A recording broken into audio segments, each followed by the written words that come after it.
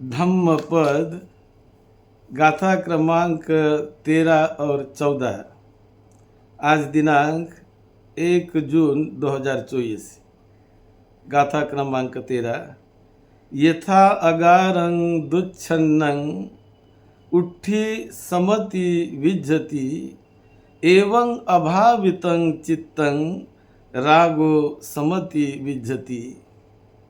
यथा अगारं सुच्छन्नं उट्ठी न समति विज्जति एवं सुभाषिते चित्तं रागो न समति विज्जति।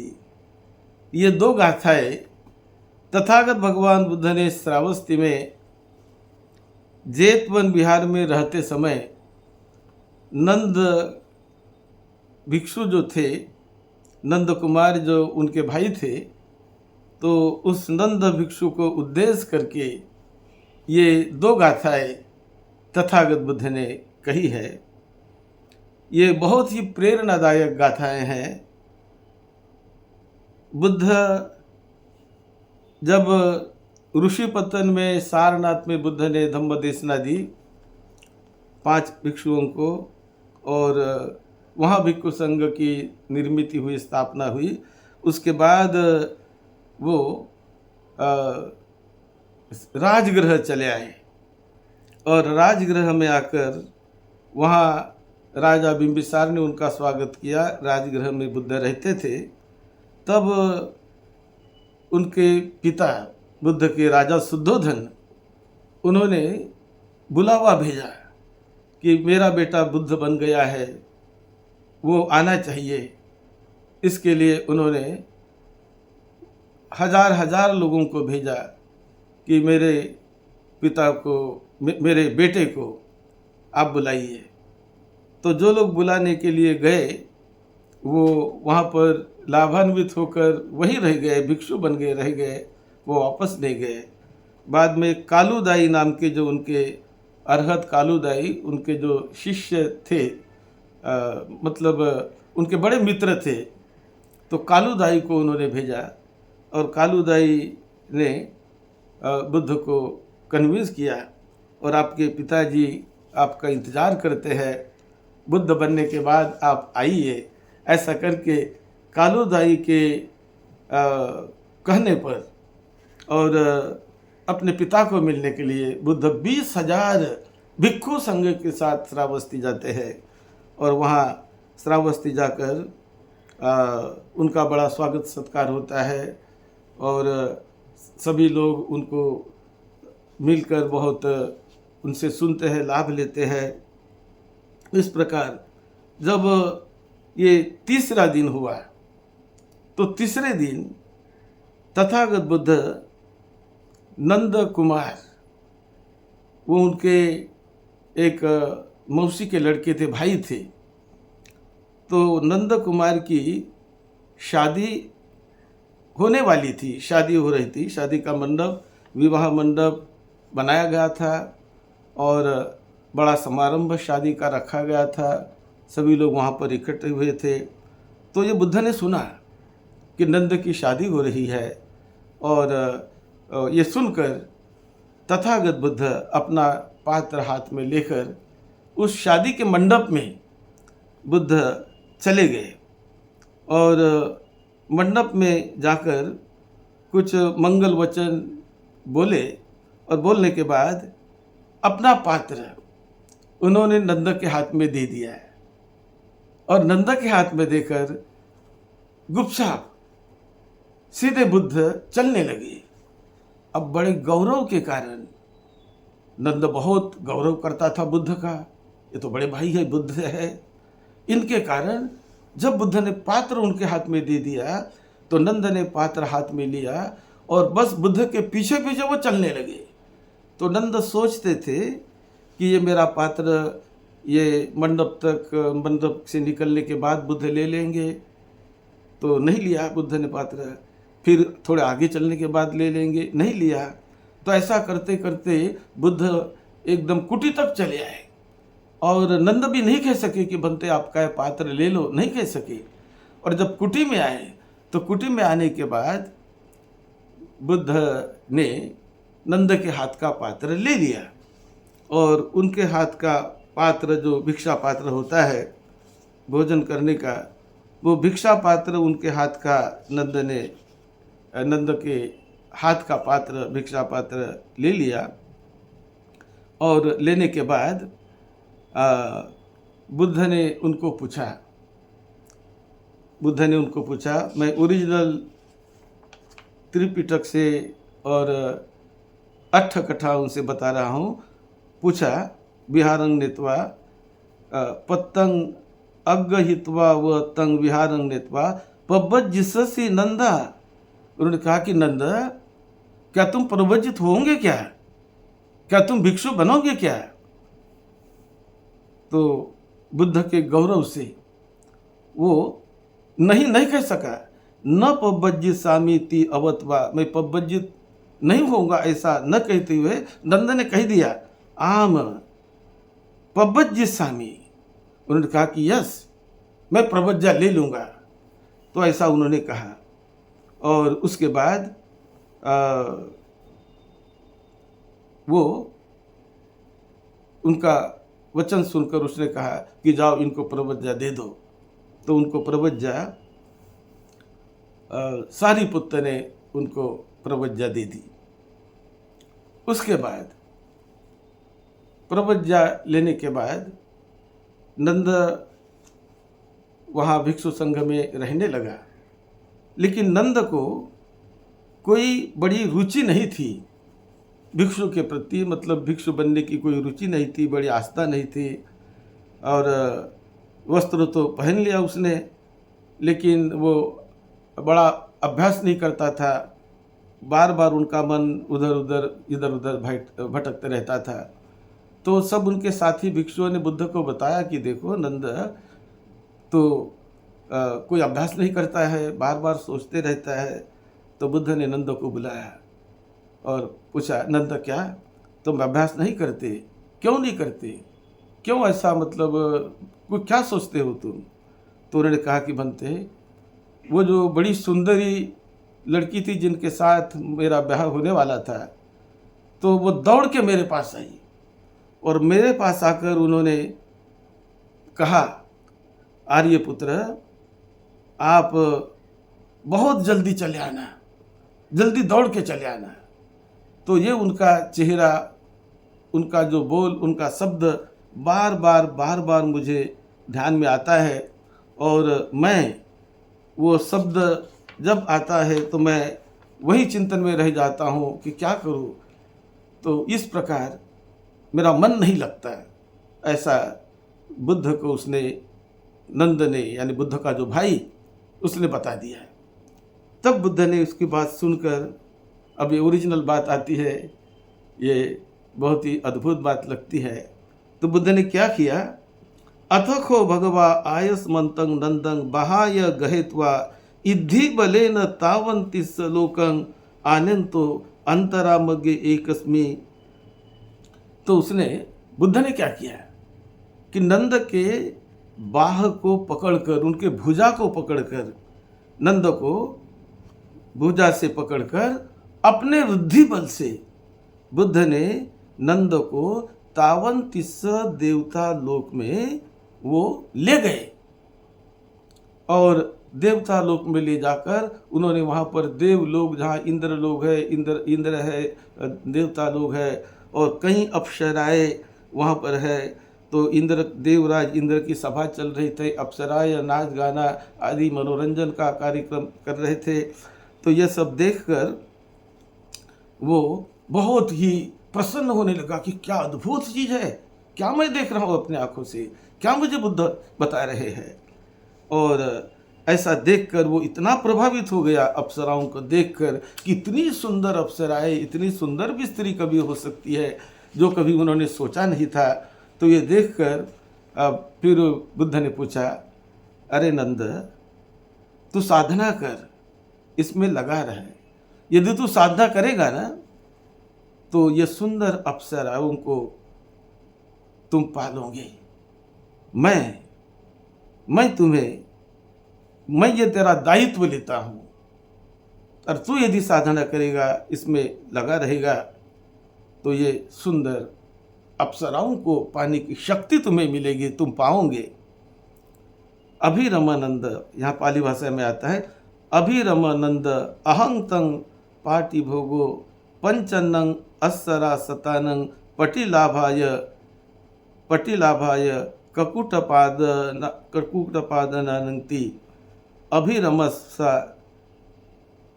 महंग बनते भगवती ब्रह्मचर्यं। तो नंद, तुम अभ्यास करो, ये ऐसी अप्सराएं मिलाने का मैं दायित्व लेता हूँ। उसके बाद बुद्ध ने उनको पूछा कि देखो, रास्ते से आते समय उन्हें रास्ते में एक जली हुई वानरी भी मिली थी, और वो वानरी, उनका मुंह थोड़ा जला हुआ था तो वो मिली, लेकिन वो भी सुंदर। तो उसने पूछा कि देखो, वो वानरी अच्छी थी या तुम्हारी वो शाक्य सुंदर स्त्री अच्छी थी, कौन अच्छी थी? तो उन्होंने बताया कि बनते उसकी क्या तुलना करे, शाक्य वंश की जो सुंदरी है वो तो उस वानर जैसी भी, वो वानरी भी कई गुना उससे सुंदर है, क्या उनकी तुलना कर सके, और अप्सराओं तो का कहना ही क्या। तो इस प्रकार से ये बात आती है। और बाद में बुद्ध के कहने पर वो बड़े उत्साह से अभ्यास करने लगा। तो साथ रहने वाले भिक्षु सोचने लगे, कहने लगे कि देखो, अब देखते हैं कि जो आनंद है ना, ये अप्सराओं को पाने के लिए अभ्यास कर रहा है। ऐसी चर्चा चलने लगी। कुछ लोग उसको कोसने लगे कि ये अप्सराओं को पाने के लिए भिक्षु बना है और अभ्यास कर रहा है। फिर आनंद ने भी उसको सुना, और आनंद बाद में और अच्छा अभ्यास करने लगा, और अभ्यास करने के बाद आनंद अरहत बन गया। और अरहत बनने के बाद आनंद बुद्ध को मिलने जाता है, बुद्ध को वंदन करता है कि भगवान, आपने जो मुझे वचन दिया है भगवान, मैं उस वचन से आपको मुक्त करता हूँ। आपने जो मेरा दायित्व लिया था, मुझे कहा था कि मैं अभ्यास करने के बाद तुम्हें अप्सराएं मिलवा दूंगा। बनते भगवान, आपने तो इतना बड़ा मार्ग मुझे दे दिया, अब तो मैं अरहत बन गया हूँ, अब मुझे कोई ज़रूरत नहीं, आज तो मैं मुक्त हो गया हूँ, परम आनंद का, मुक्ति का मैं जीते जी साक्षात्कार कर रहा हूँ, और धन्य धन्य हो गया हूँ भगवान। अब मुझे कोई उस अप्सराओं की ज़रूरत नहीं है, और आपको मैं आपके दिए हुए वचन से मुक्त करता हूँ। इस प्रकार ये जो नंद के बारे में बुद्ध के जीवन के साथ ये कहानी जुड़ी हुई है, इससे ये भी प्रतीत होता है कि देवता लोगों को बुद्ध ने माना, देवता लोग में बुद्ध अपने रिद्धि बल से अपने भाई नंद को ले गए, और अरहत्व का क्या रास्ता होता है वो रास्ता बुद्ध ने लोगों को दिखाया।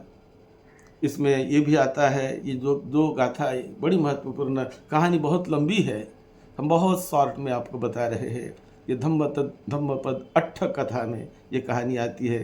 ये 2 सूत्र, ये 2 गाथाएं वहाँ पर बुद्ध ने कही। यथा अगारं दुच्छन्नं वुट्ठी समति विज्जति एवं अभावितं चित्तं रागो समविज्जति। यथा अगारं सुच्छन्नं वुट्ठी न समति विज्जति एवं सुभावितं चित्तं रागो न समति विज्जति। यानी हम तुरन से बनाई वाली कोई कुटी, जो घास से, तुन से, गबत है, ग्रास से कुटी बनाई जाए, और ये बनाई जाने वाली कुटी यदि ठीक से ना बनाई जाने वाली हो, ना उसका छत ठीक से नहीं बनाया हो, तो बारिश में आने वाला पानी कुटी से टपकने लगता है, गिरने लगता है। लेकिन यदि वो कुटी घास से बनाई हुई कुटी, ग्रास से, तृण से बनाई हुई कुटी, वो अच्छे तरह से बनाई जाए तो उससे एक बूंद भी पानी नहीं आता है।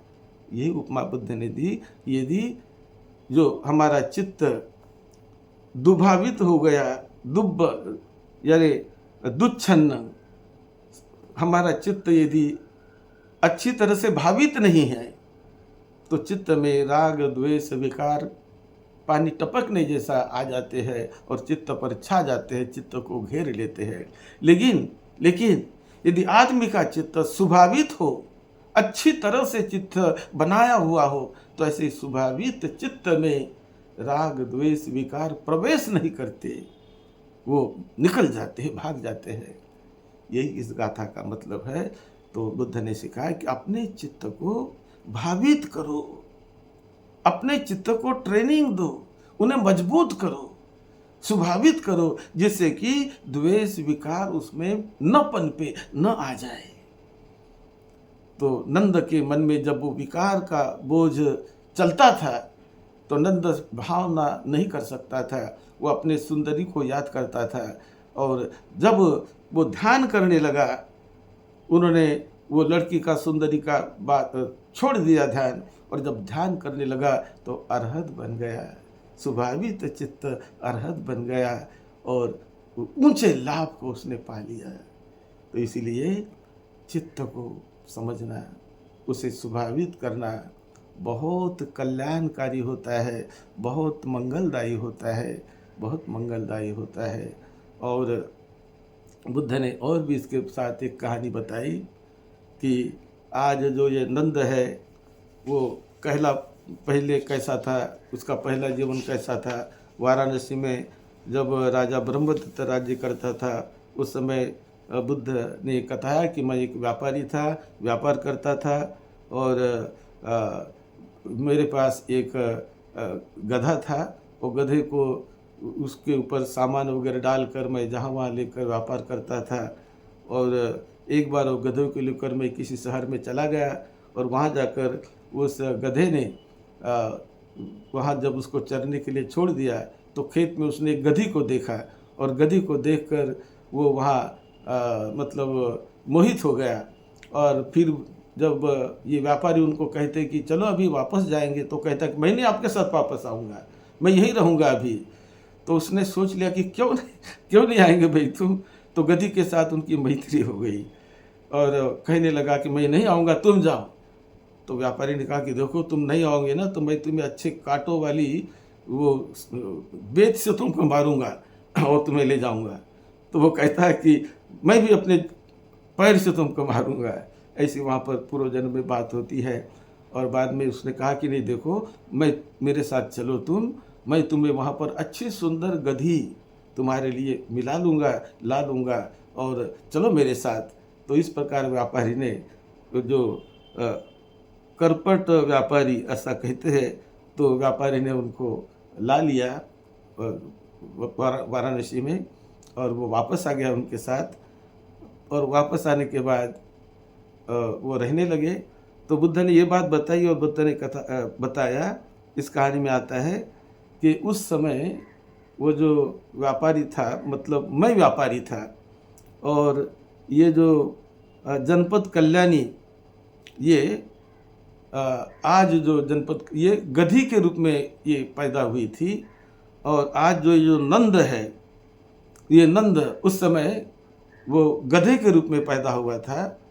तो ये पुनर्जन्म की बात भी यहाँ पर मतलब बताई गई है। तो इस सूत्र में कैसे पुनर्जन्म भी होता है, पुनर्जन्म में मनुष्य कैसे पशु योनि में भी जाता है, पशु योनि का मनुष्य कैसे मनुष्य योनि में भी आता है। तो इस बात का भी अंदाज़ा यहाँ से लगता है। और ये पुनर्जन्म का भी यहाँ पर उल्लेख आता है, पूर्व जन्म की कहानी भी बुद्ध ये बताते हैं।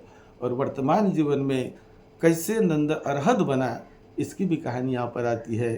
तो कैसे अपने चित्त को भावित करने से कैसे व्यक्ति लाभी बन जाता है, परलोक का कैसे वो साक्षात्कार करता है, लोकोत्तर अवस्था को कैसे पाता है, ये बात इस गाथा में आती है। आप सबका मंगल हो, आपको प्रेरणा मिले कि कैसे हम अपने चित्त को भावित करके लोकोत्तर लाभ को पाने का प्रयास करते रहे। आप सबका मंगल हो। यही मंगल मैत्री के साथ सद्धम्म की सेवा में, आपकी सेवा में डॉक्टर भदंत राहुल बोधी महाथिरो। आप इस गाथा को, इस वीडियो को मित्रों में शेयर करिए, इसको लाइक करिए, सब्सक्राइब करिए। और ये ओरिजिनल बुद्ध वाणी त्रिपिटक के ग्रंथों से मैं धम्मपद के इस ग्रंथों से दे रहा हूँ, इसका आप लाभ लीजिए। आप सबका मंगल हो, सबका मंगल हो। साधु साधु।